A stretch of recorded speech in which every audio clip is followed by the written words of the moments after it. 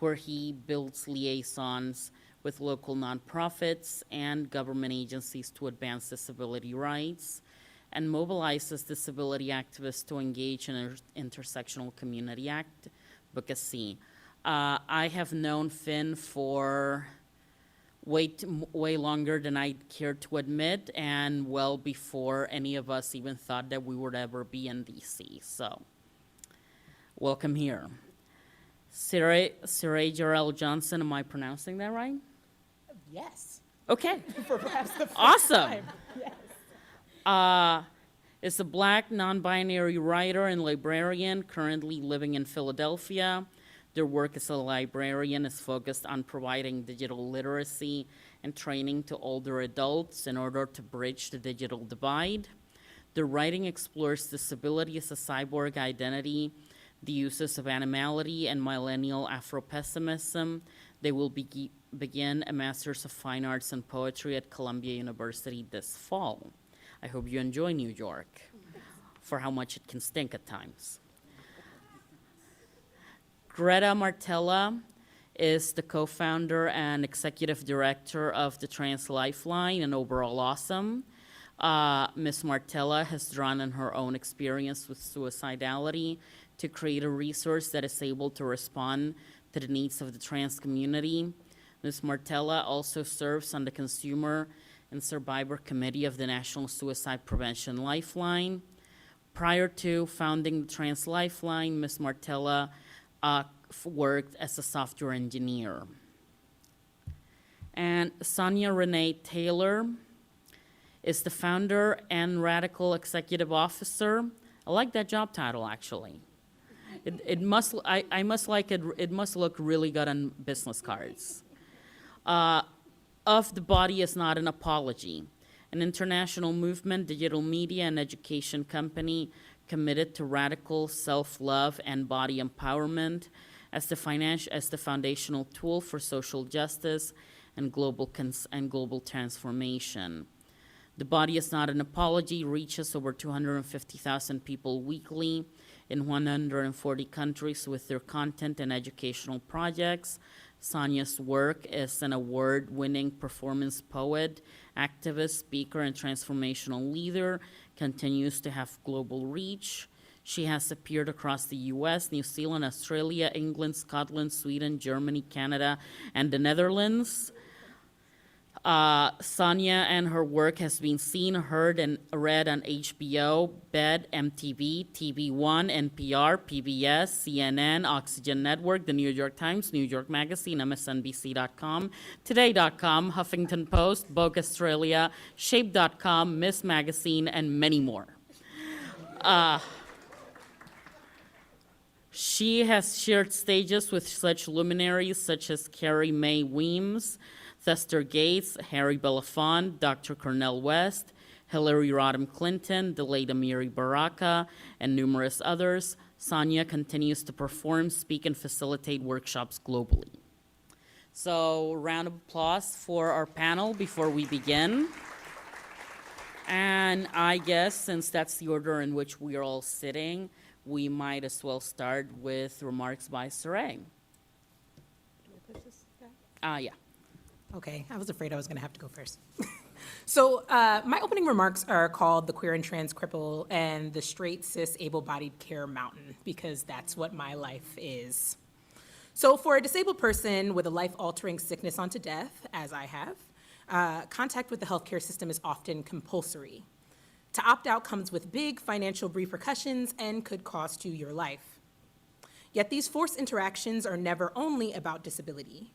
When my doctor looks at me, she sees my race, class, gender, size, and sexuality too, among other things. Some of these factors are helpful. While I was raised poor and working class, I now work a professional job. I am not fat. I do not use a wheelchair. All of these things allow me to be seen as more important, more credible, and more worthy of life than those who experience those marginalizations.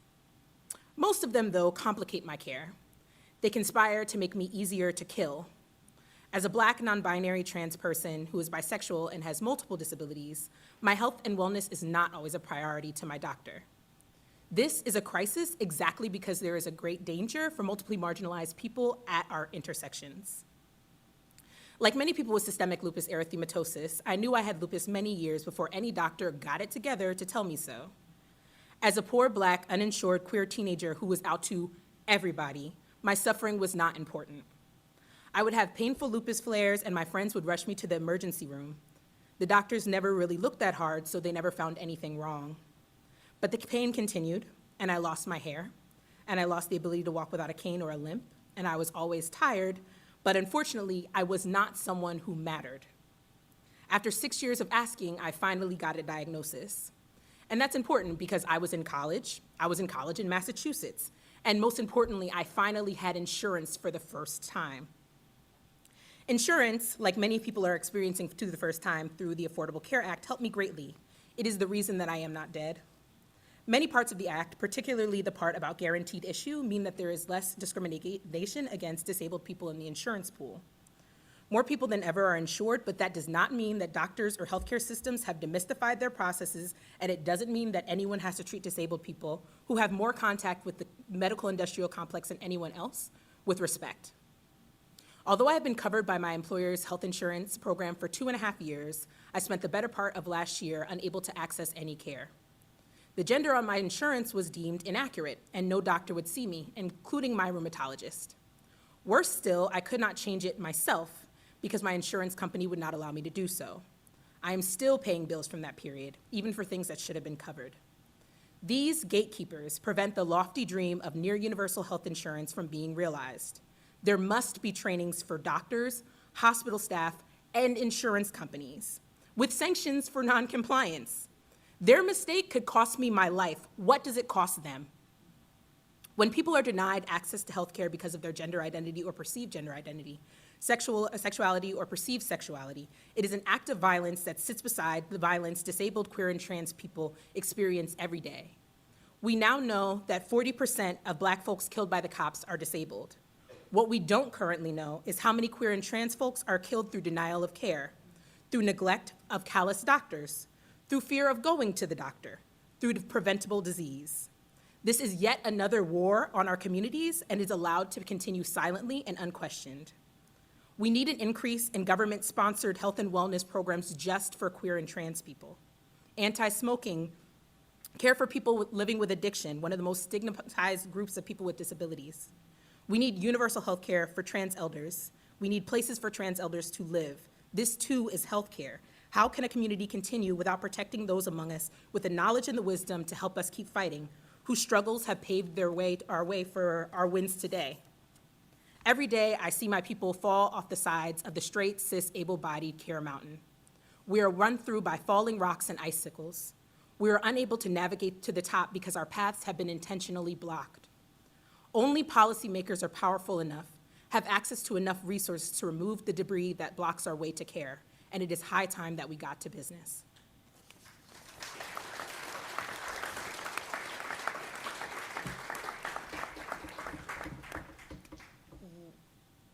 With that, I will pass on the table and the floor to Finn. Thank you. So I'm glad to be here in front of all of you. There is a severe lack of recognition of intersectionality in the disability community, well, in the mainstream disability community in some places. Obviously not here, but it is a constant and systemic problem that needs to be addressed. People have this idea that disability is something that is experienced by itself, that it is completely atomized from other issues, that when you have a disability, that is your only marginalization, that is the only thing that you encounter that makes things more difficult for you, that may threaten your life, that may make it more difficult for you to get a job, or get married, or go to school, or be treated as an equal part of your community. That's definitely not the case. I, for one, am a Black, queer, trans, fat, autistic, disabled person who grew up working class and lower middle class, who has experienced all kinds of intersections, and to define my experiences as just being my disability completely erases the other things that I have encountered. I've dealt with racism.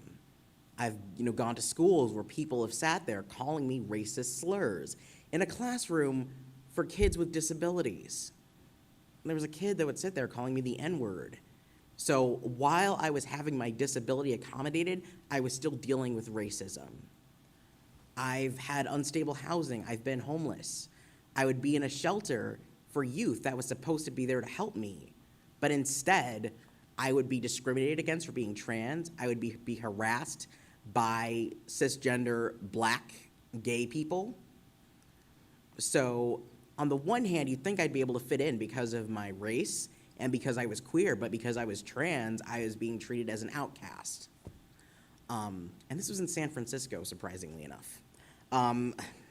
You'd think they'd be better, but no. I've had problems fitting in places where you'd think I would fit in because I'm autistic, because the way I present socially doesn't always represent what people in other communities may expect. People may want, for example, a lot of us black folks, there's this idea that we have to be very outgoing, we have to be very open in ways that are very difficult for me, and that makes it hard. And so these intersections often make it more difficult for me and others in situations like me to feel like we're fully part of the community.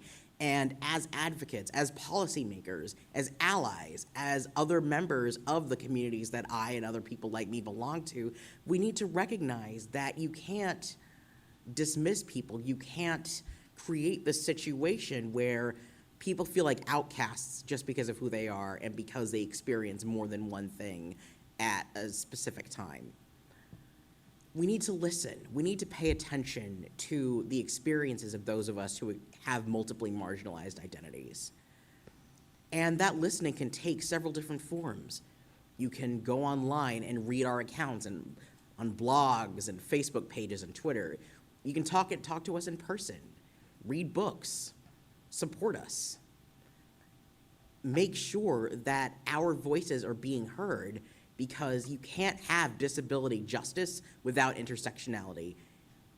To paraphrase a great feminist writer who said, "My feminism will be intersectional or it will be," pardon my language, bullshit. Our disability activism has to be intersectional or it will be bullshit. It will not work otherwise. It can't be about, oh, you have a disability, that's it. That's not the case. That is not my life. That is not the lives of these other people on this panel. That is not the lives of many of the other people in this audience. You can't just say, this is how it is. I am a queer disabled person, and that has affected my life. That has determined the course of my life, and that has led me to fight for the things that I fight for. The reason why I'm going into public policy is that I want to change things. I want to make it better. And if I'm going to be influencing policymakers and maybe become a policymaker myself, I want to do that, because there is no way that we're ever going to achieve justice without recognizing these intersections that interlock, that are intertwined in our lives, that are written all over our bodies, our souls, our minds, our lives' experiences.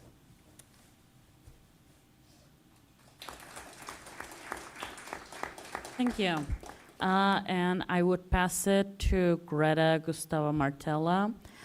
Before I do that, I would encourage all of you in this panel to, once you're done talking, when you're not talking, turn off the microphone, since hanging out near a hot mic is a bit of an extreme sport, so yeah. Hello, I'm Greta Gustava Martella, like Victoria said. I spend most of my time working on suicide in the trans community. What's interesting about suicide is it's something that happens in isolation, and so it allows me to see all the different ways in which we become isolated in our society. Particularly with trans people, becoming isolated is something that not so much that trans people are choosing to do, but it's a result of oppression upon oppression upon oppression, many trans people get to a state where they are afraid to leave their house, where they get anxiety attacks being in a situation with a new person that they don't know is safe. Many trans people only feel safe in the company of other trans people. I think that one of the things that we're not talking about is how these, kind of very real oppressions are creating disability in the trans community, how we're creating trans people who are unable to function by the way that we're treating them in society. Trans people are like any other people in that we want jobs, we would love to have these mundane lives that other people take for granted, but, being denied, basic personhood in multiple settings is something that I don't think anyone can survive unscathed. I think having your personhood denied is a wound that is difficult to heal from for anyone. Trans Lifeline is largely staffed by volunteers. We have a few permanent staff. Overwhelmingly, the people who are answering the phone for other trans people are disabled trans people who have time to dedicate to peer support for other people. Because our resource is by and for the community, there's not a sharp line between the people calling the line and the people staffing the line. And so it's become a group of people who are supporting each other in a very organic way. I think there are a lot of questions about, there's a stigma, there's a stereotype of the crazy trans woman that is often used to silence the anger of trans women at the oppression that they face. But I think it's also accurate in that trans folks are suffering mental illnesses that are the direct results of the ways in which we are oppressed in our society. We're getting ready to do a survey with the LGBTQ task force to look into, that was announced earlier by Victoria, to look into what is happening to trans people when they try to access mental health care. The reason this is so pressing for us is that if you are anyone else and you call a suicide hotline, if you are not trans, if you are anyone else, the normal procedure is if somebody believes that you're about to make an attempt on your life would be to call 911. For our community, that's an unacceptable procedure. Trans people are frequently hospitalized and then can't get back out of the psychiatric hospital because somebody has an axe to grind about their gender. We are losing trans people who are trying to check themselves into psychiatric hospitals because somebody's got an axe to grind about trans identities and whether they're legitimate. So we're really looking forward to getting this survey out there, and I'm hoping that you all support us in getting this survey out to folks. We want to find out things like what percentage of the trans community have a disability. What kinds of experiences are they having in a psychiatric hospital? What kind of difficulties are they having accessing psychiatric care? I don't think we really know as a society how well trans people can thrive, because things that other people take for granted, trans people can't access without having their very existence invalidated. So thank you, everybody, for being here today. It's such a beautiful crowd. Thank you.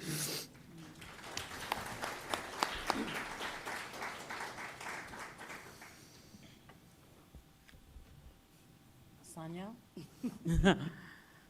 Yes, definitely, I should get my eyesight checked again. I just got the text message saying, it's been a year, you should come back, and I ignored it. So, Sonia? Good morning, good afternoon. I'm not sure what time it is, but I'm certainly deeply grateful to be here in the presence of such brilliance on the panel and such power in the audience. My name is Sonia Renee Taylor. I'm the founder and radical executive officer of The Body Is Not an Apology. The Body Is Not an Apology is really designed to be a digital platform that creates the opportunity for people who live at the intersection of identities to tell their stories, to not have their stories told by other people, and for those stories to have the same sort of space and bandwidth in the digital realm that larger platforms get every single day, that HuffPo gets, that name them, whatever they are, Jezebel, with all of those other online digital mediums that are often written as a sort of a quota basis. When we see the stories of LGBT or disabled people in those places, it's like, oh, we need to do that this month, let's throw that out there, right? And the goal of The Body Is Not an Apology is to create a place where those stories are centered, and where the people that are telling those stories live those stories, and where those stories not only are about telling the story, but about creating access for people with greater privilege to understand. We believe that so much of the oppression that we see in the world is a function of our inability to make peace with the body, our own bodies and the bodies of others, no matter how those bodies show up on the planet. And so much of the content that we create is about drawing the lines between the individual experience and the larger structural and systemic issues that are reinforcing those individual experiences. One of the things that is very important to me as a fat, Black, queer, neurodivergent woman, when I started The Body Is Not an Apology, the perception was it was mostly about this sort of burgeoning idea of body positivity and the way in which that narrative became so quickly co-opted to mean white, cis, able-bodied women being allowed to feel okay in a size 12. And it became very clear to me that there was a conversation that we were missing that was, what does it mean to be body positive in a disabled body? What does it mean to be body positive in a Black or a Latinx or an Arab body? What does it mean to be body positive in a queer body, a trans body, a body with mental health issues? What do all of those things mean, and how do we access that? And what I found was that there was a lack of space in the digital realm where people were processing that conversation in that way. And that body positivity unto itself as this notion of how do I individually feel better does nothing to dismantle the systems of oppression that exist in our society. And so if we can't figure out how to be body positive and then make a world that then honors those bodies we feel positive about, we haven't done anything, right? So The Body Is Not an Apology really came from that, and our education programming came from that. One of the things that we're also very clear about is that we have seen throughout history systems and structures change 1,000 times. And all of the time, those systems, structures change and then morph to accommodate oppression and marginalization again. And the reason that we believe those systems and structures change and then morph to accommodate marginalization and oppression again is because what we haven't done is we actually haven't changed hearts and minds. And you can change all the structures in the world, and if the people who create those structures continue to hold animus and bias and oppression and prejudice inside of them, they will recreate those systems whether they mean to or not. And if they hold them about themselves, it is undoubtedly that they will hold them about others. And so our work is really about creating how we dismantle that inside of ourselves, that we create the access to dismantle it in the world. One of the things that I keep hearing on the panel that I think, for me, is one of the most important framings that we do at The Body Is Not an Apology is that we talk about marginalization and oppression as a very specific thing. We call it body terrorism. And we call it body terrorism intentionally, because the reality is to wake up every day wondering whether or not if I call a suicide hotline, the police are going to come and kill me is an act of terrorism on someone's body. To go to a hospital and not be certain if you are going to get the care that you need for your autoimmune disease because your physician has bias as to whether or not you're fat or you're a person of color or you're trans is a terroristic society to live into. And so if we, as I sit in a White House forum today, put the amount of energy and resource that we put into fighting international terrorism, whatever that means, into fighting the systems and structures in this country that reinforce lives of terror on bodies that are disabled, bodies that are queer, and bodies that live at the margins, we would have a different world immediately. And so I hope that The Body Is Not an Apology can continue to be a platform that raises that issue with the multitude of voices that are in this space and out in the world. Thank you.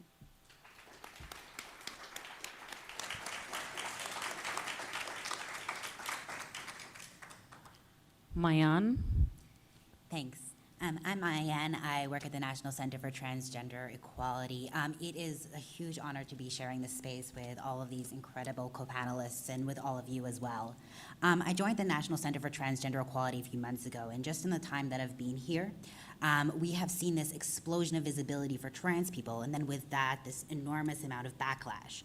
So in schools, in the media, at home, we're hearing, trans people are hearing, that our identities are an illusion, that our very presence is threatening or traumatizing or dangerous for other people, that we should be excluded from public spaces, and that our lives are not as valuable as others.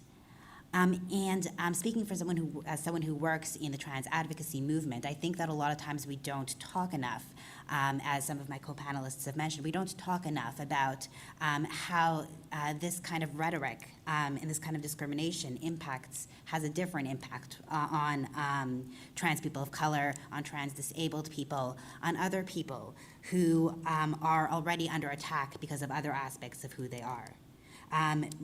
Against people who are already being told that their existence is threatening or wrong, people who are already being denied an equal right to move through public spaces, to go to work, to go to school, people who are already being treated like they're expendable.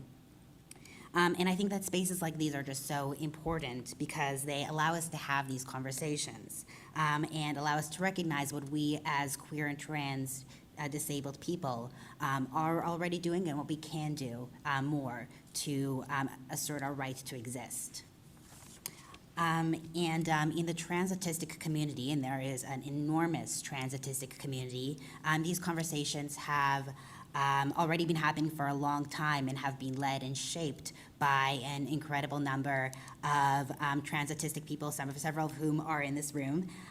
But often we're not being heard by the broader LGBT movement or the broader trans movement, and also we're not being heard often by the broader disability movement. And we need to talk about these issues as a larger community.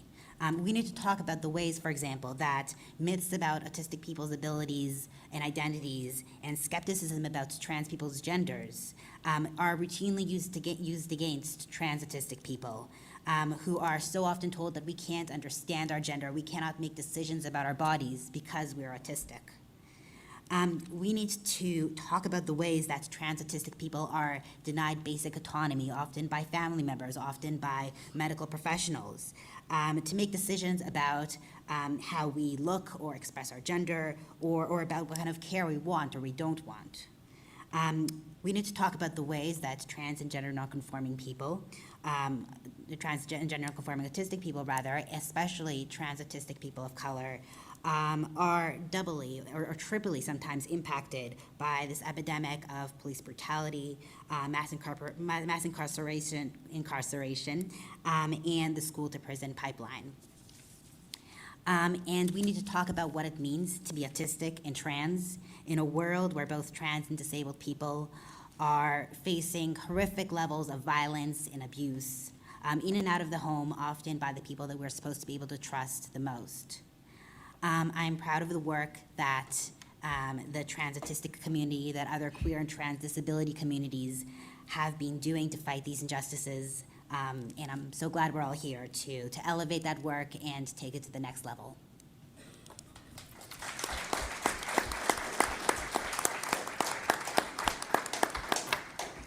Before I open it to questions from the audience, I want to ask a very easy question.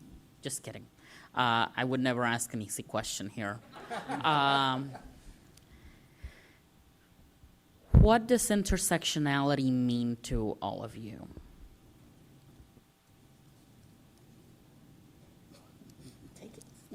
Okay. I think that intersectionality is sometimes difficult because I don't know that people are currently allowed to live at all their intersections. I think that sometimes people look at you like you're trying to collect them all, like you got to catch all the problems. I'm someone who lives with systemic lupus erythematosus, but I'm also a person on the autistic spectrum, and one of the things that I experience really frequently is just as a non-binary autistic person, you're doing gender wrong. Like you're just not doing it right. Like I don't know why you can't just be a binary person or be a cis person. And I think that that's partially about how I perceive my body as an autistic spectrum person, right? Like I was a person who lived a gender nonconforming childhood because I was diagnosed with Asperger's when I was 3 years old. So I think that that's one place where intersectionality doesn't really exist. I'm also a former chapter lead for Black Lives Matter Philadelphia. So another place where intersectionality might not really exist is thinking about the overwhelming amount of autistic people who are killed by the cops every year. When we say that disabled people are being killed by the cops, disabled Black people, we predominantly mean Black autistic people. And in addition to that, Black people with mental illness that are living, that are homeless. And so, as we just saw, 40% of homeless youth, what are they? They're LGBT, right? So that's an intersection that nobody actually cares about because it's the most expendable parts of our community who are being murdered. I think that intersectionality is a really cool buzzword, but it's not actually something that we always live in any community that's marginalized. I don't know that we're really equipped yet. Thank you. As a response to one of your comments, it's okay for identities to end up being like Pokemon, of having a very large collection. This is speaking as someone who was a kid during the Pokemon age, during the craze. And indeed, many identities are often, even the people with the most marginalized identities, even then they are afraid to come out about many others. Okay. I think that I have an ideal of intersectionality, and there's also the reality of how it presents itself, which Saray mentioned so wonderfully earlier. So ideally, intersectionality is the recognition of our lived experiences as things that interlocked that can affect and flow into each other. As I mentioned before, I'm a queer, Black, disabled, autistic, Black person, and that is something that, it colors my daily life. None of these things is separate. They all affect the way I live and the way people treat me. But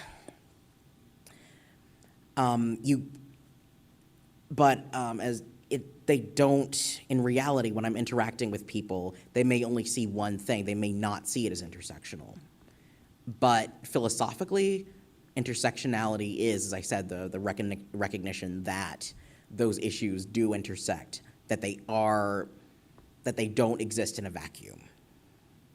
And that philosophy of intersectionality is something, that things can't be separated like that. It's something that I bring to my work with the Autistic Self-Advocacy Network, managing the Boston chapter and sort of building capacity, that I really work very hard to infuse intersectionality in everything we do. There is absolutely no tolerance for treating autism as though it is solely the preserve of white dudes, young white dudes. That's not what I want in our chapter. That's not the way I want autistic advocacy to look like. Because we, autistic people, belong to all communities, all racial backgrounds, all gender backgrounds, all classes, nationalities, other disabilities. We're everywhere. And if we're gonna be effective advocates for autistic folks and other people with disabilities, that's what we've gotta do. And that's the philosophy behind my idea of intersectionality. It's hard to follow some of those comments on intersectionality and feel like I have a lot to add about it. I would say one of the things that has been interesting about a lot of trans people are possessing multiple intersecting marginalized identities. And one of the things that occurs to us, we train our operators on the line not to ask people about their gender, that this is the one place where they don't have to negotiate their trans identity to get to some of the other stuff that they might want to talk about. And it strikes me that, in some ways, the privilege of not having intersectional identities is that you can view these things one-dimensionally, that you don't have to go into these multiple dimensions of identity to understand the oppressions that you're facing, the difficulties you might be facing in your life. And so it's, I guess another interesting thing about Trans Lifeline is it's a large group of people. We've trained over 500 people. And largely, I've never seen any of these people, but I've interacted with them a lot. And so in a lot of ways, we don't know people's intersecting identities at Trans Lifeline. And it's been interesting, as you get to know people, to start to know them more fully, to realize that in some ways it can be a relief not to have to negotiate every piece of your identity, to just talk about that one thing that's actually the thing that's important to you at that moment. Clearly we work very hard to make sure that nobody's left behind at Trans Lifeline, that we are an accepting space for everyone. And I think that's probably all the talk we need by like the white person on the panel about intersectionality. So I'm going to pass that along. But yeah, I think the privilege to not talk about, I think privilege is to be able to have your problems in one dimension rather than having these multiple dimensions of your problems. I think that, I'm not going to say anything that I think is all that different than what's been said. What I am present to are the times at which those intersections become weighted in different ways. I was just on my Facebook timeline, the unhappiness that is your Facebook memories. I don't know who thought this was a good idea. I'm like, thanks for that thing I didn't need to remember. But it was reminding me of last year's SCOTUS decision on marriage equality, while at the same time reminding me of SCOTUS's decision on the Voting Act rights, right? And I was like, oh, the queer girl really wants to celebrate, and the black girl really wants to vote. And these don't live in the same place right now. And so, there are these moments when my intersecting identities in this system of oppression, in this system of body terrorism, are in competition inside of me. And I think that we don't create the space to talk about how not only does intersectionality need to exist in the ways in which we frame the world, but in the ways in which our lived experiences are always at challenge because we've created a society that has made us at war with ourselves. And that, to me, is just such a salient piece. And then there was one last thing that I wanted to say. Yes, that.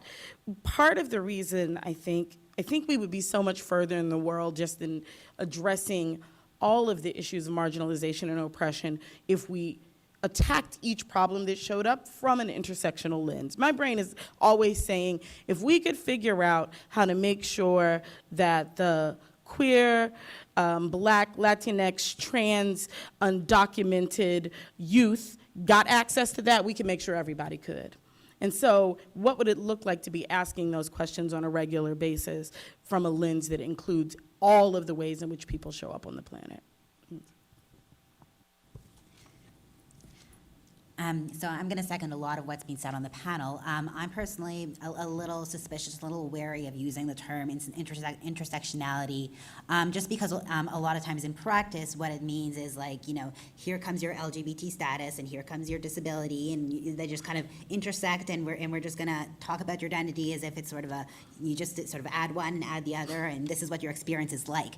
And in reality, that's not like that at all. I think we need to recognize that that people with multiply oppressed identities often have a very fundamentally different experience. So as a trans, non-binary, autistic person, when I'm listening to other trans people, to non-autistic trans people talk about what being trans is like for them, or what the trans experience is like, or the kinds of discrimination that they face, a lot of that's just doesn't sound like my experience. It often feels like being trans and being autistic is just a fundamentally different experience than just being trans. I think we really need to change the way we think about intersectionality to make spaces for that, to not just say, we're going to talk about, we're not going to talk about discrimination against trans people, and then, by the way, here's a bit of disability stuff to add into it. We need to think about creating spaces that address the many different types of trans experiences, the many different types of queer experiences, the many types of experiences of disability. Awesome. Yes, opening to questions.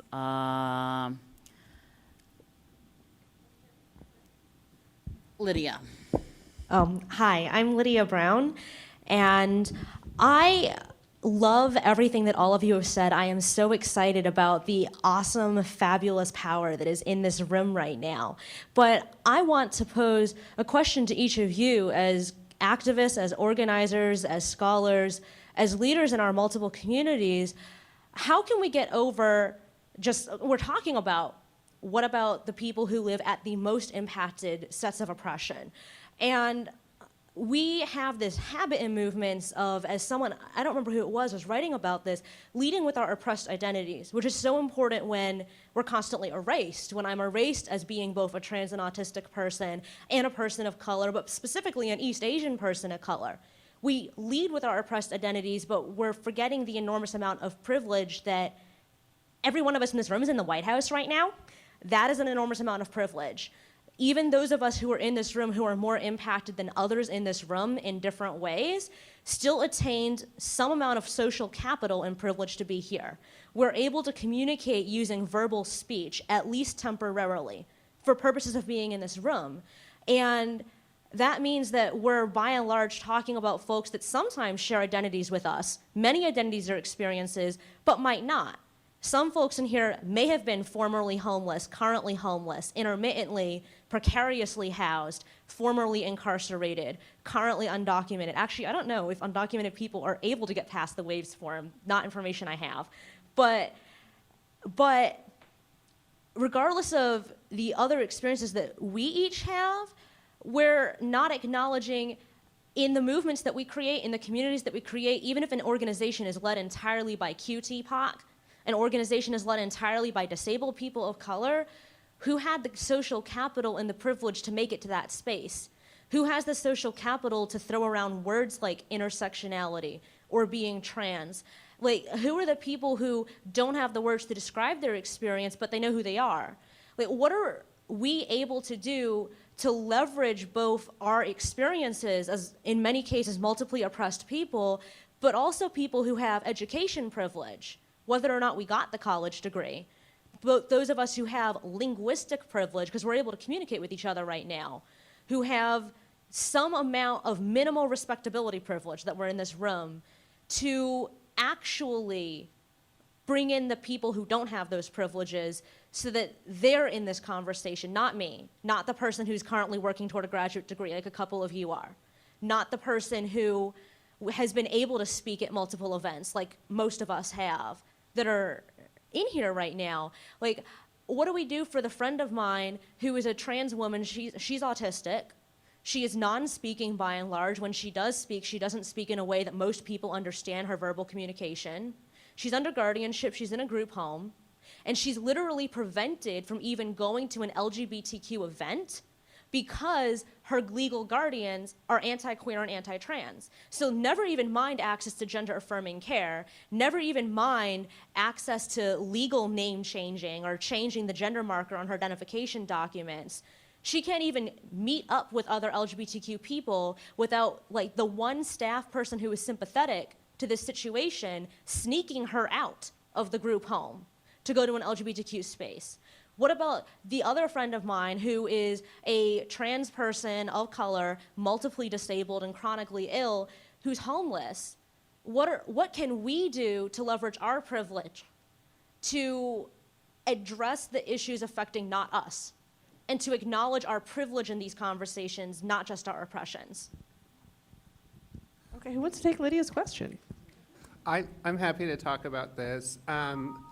I think, I think about this a lot because we are hearing from people on the line.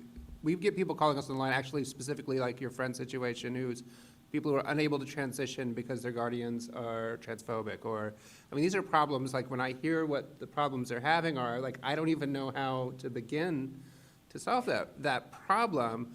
But I think this is why there's an importance in kind of peer-to-peer, community-led efforts to fix these problems. I think the more that we can involve as many people in the community as possible in the solutions to our problems, these solutions start to look more like our communities and less like something that's kind of a top-down approach. I would love to take credit for the things that we've done right at Trans Lifeline, but all along the way, we've had community members who are volunteers who are engaging online or on the phone with us, tell us what we're doing wrong.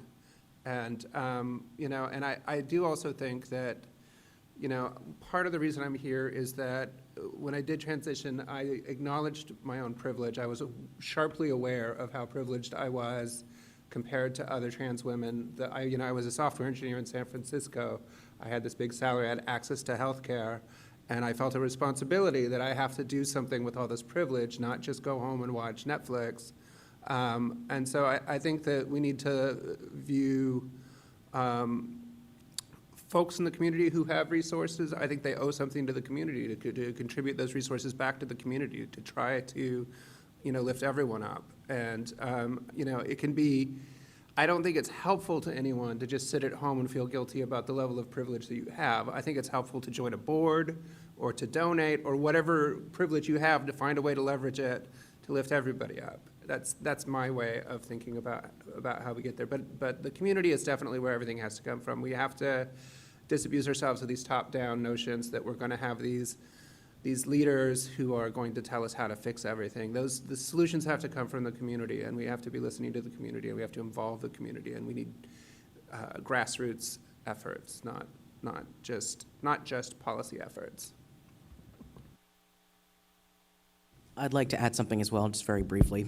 Well, as much brevity as I could do. So I definitely think that it is absolutely crucial to include people who struggle with their intersections more so than the people on this panel do. There are different ways that we can do that.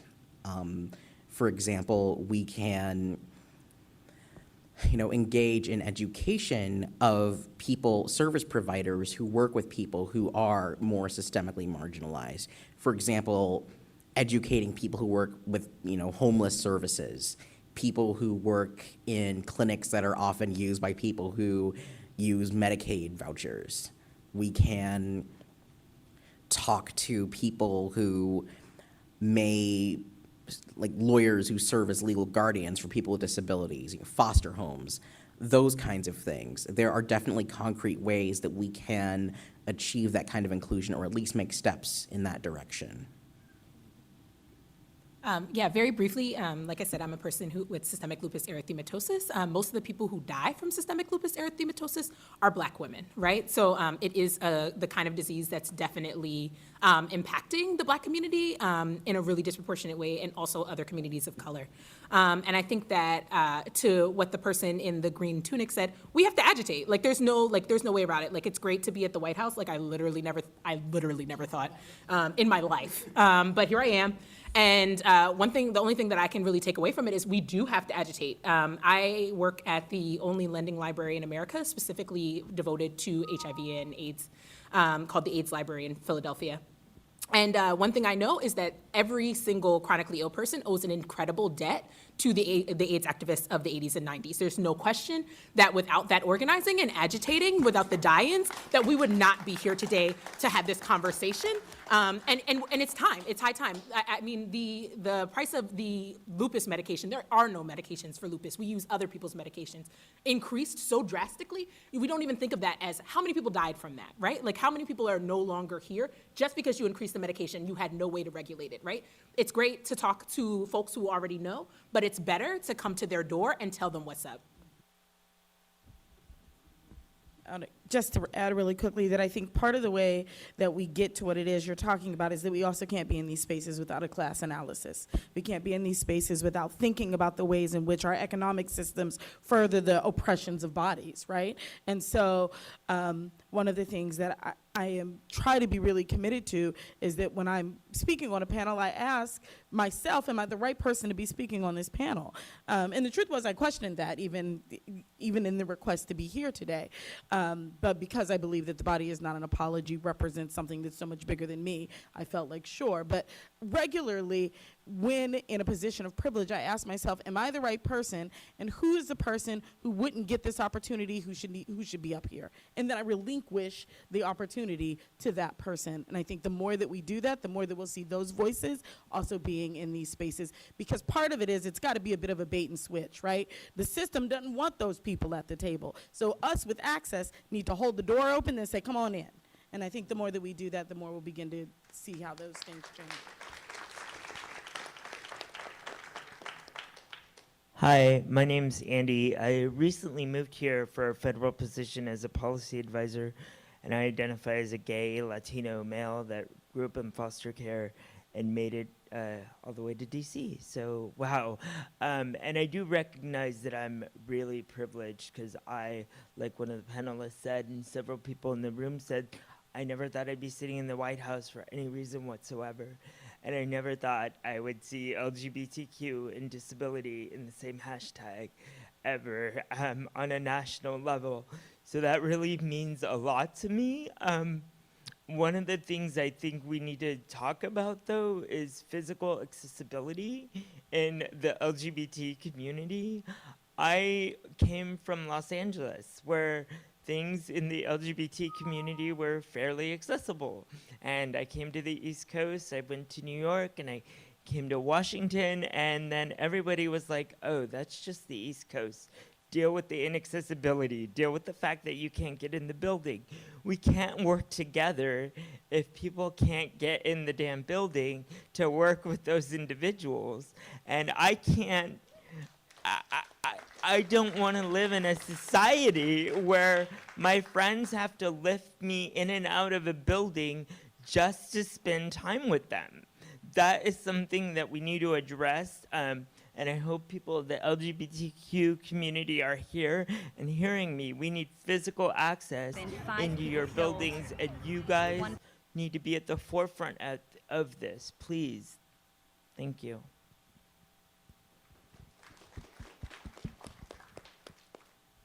Okay, I'm going to walk over here really quick. There's a hand in the back. I was just going to give props to NCTE for a second because I walked into your office one day shortly before your move, and on the big whiteboard, Mara Kiesling, your executive director, had laid out all the pluses and minuses about your now new location, but at that point, yet to be new location. And she said to me, she's like, Becca, by the way, we're marking off 2 and 3 automatically. And I said, well, why, Mara? And Mara's response was, they're not accessible. Why would we be in a place where people can't get to us? So I think the awareness is coming. And at the same time, I will say to my colleagues in the disability community, we have to be equally as accessible and inclusive of our LGBT folks, because I know I'm really tired of hearing some of the folks in the older generations and some of the folks in the younger generation not being as inclusive as I know we need to be. This is Rebecca Coakley. The Executive Director of the National Council on Disability. The Executive Director of the National Council on Disability. Thank you for reminding me, Maria Town. I'm Maria's microphone accommodation. Hello, I'm Richard Davis. I'm a gay bipolar survivor of domestic violence, and I wanted to ask the panel as community leaders, some of the things you brought up with your own lived experiences came to mind. And when I'm thinking about what maybe heterosexual, cisgender, able-bodied people, when they need resources and things like that, they know where to go. But for our community, how are you addressing things like just for ideas too about ableism, heteronormativity, cisnormativity? Because, for example, when I was going through my social work program in Houston, we worked with an LGBT youth group, and they, as we saw the statistics, LGBT youth are disproportionately homeless, fleeing domestic violence, and the intersectionality of that with things like autism, where it's not unheard of to say, well, why don't we put tracking devices on people who, when someone's running away from home, there's usually a reason for that. And it wasn't too long ago that LGBT was also considered a disorder that,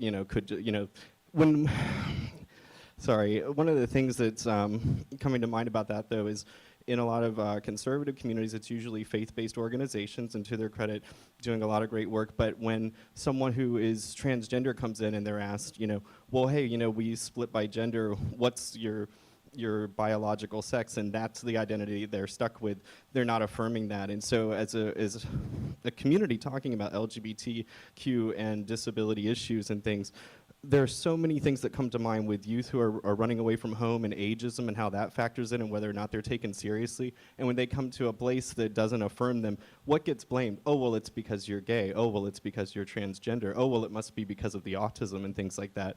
Also, same-sex couples, there are women's centers, but you know, the assumption with heteronormativity is, oh, well, women are fleeing, you know, domestic violence with men. What about lesbian couples? With men, one of the things that was really hard for me to see was police showing up for two gay men having a dispute and being laughed at. Oh, well, this is a joke. This is so funny. So with your role as community leaders, some of you talked about personal experiences and things. I'm just curious if anyone on the panel can talk about what are some effective ways that we've addressed things like ableism, heteronormativity, and things like that, and what are some ways that you might advise that we, as the folks in this room, can start to also address those issues as well. Thank you. I'm gonna take the moderator privilege real quick and talk as a fellow queer bipolar person, and by the way, you feel free to grab me later for my card. I want to just say that one of the biggest issues affecting is within the disability community itself of a very, I sometimes think of it as hierarchical ableism, where it will be of, hey, you have it sucks, but at least you're not crazy, or oh, at least we're not like those people, you know, or I take an antipsychotic, but it's for depression. Don't worry, for example. And like a few days ago, I actually had someone tell me, because I was complaining about, you know, taking 10 pills a day, and I like to gross people out by taking them all at once in front of them. Yeah. And what they said was, well, at least you can walk. And my reaction is like, it's 10 p.m. I really didn't need this now to have to explain to you why is that so horrible that you just said. But yeah, a lot of that falls on the doorstep of the disability community itself. If others want to take. I do think that there is a lot of internal strife but within communities. For example, disability communities where anti-LGBT rhetoric is allowed, or people that serve disabled people and are constantly hostile toward us, or on the other hand, queer spaces that are ableist. And I do think that faith-based spaces and being in more conservative communities can present a challenge. To go back to a personal story, I actually ran away from my family household when I was about 20, and I was living in Texas, you know, very, very conservative. I did not have access to services that would have helped me, so I ran away to San Francisco. Yeah, Victoria knows the story.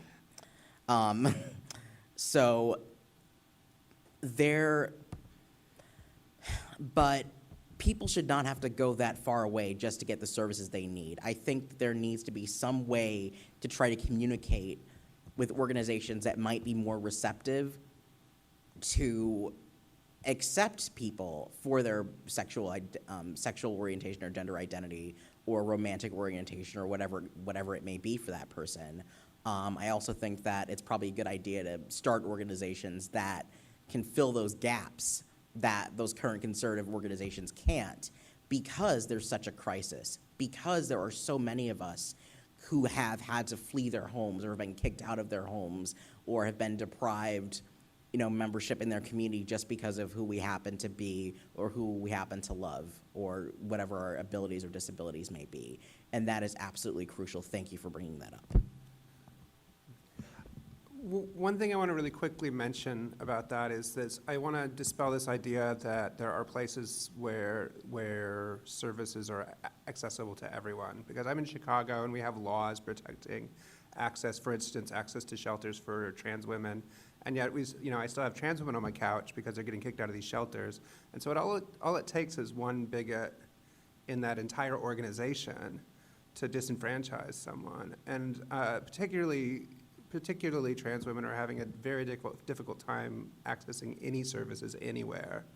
And it's because there is a very particular brand of trans misogyny that is causing this, and it's really a problem. Like, it's I don't have an answer for you on that. It's like we need to knock down doors. We need to, you know, we need to make some noise on this. I was going to say, just wanted to add that I think that there is both this role of disruption and then there is this role of education, right? And I don't think it is the marginalized person's responsibility to educate, but it is allies' responsibility to educate. And if you are an ally of a community, your job is to help someone who doesn't get it, and not from a place of what I call sort of egoistic morality, right? Like, I'm so much better and smarter than you because I understand, and so now I need to perform allyship by telling you how you ain't right because you don't get it. But what does it look like to have a conversation with people until they actually have a breakthrough? One of the most powerful stories that I have is the first time that I took a coworker of mine, a trans woman, home with me to visit my mother, who had never met a trans person before in her life. And if you listen to her rhetoric around trans identity, she would have been a bigot. Without question, that's exactly what she sounded like. And when we left that visit, she was like, oh, that's my daughter. That's my other daughter. And there wasn't a question about pronouns. There wasn't a question about who this woman was. She was absolutely unapologetically accepted because someone had to be the bridge. And it was my job as an ally to be the bridge. And we need to be looking for the places where we can be the bridge.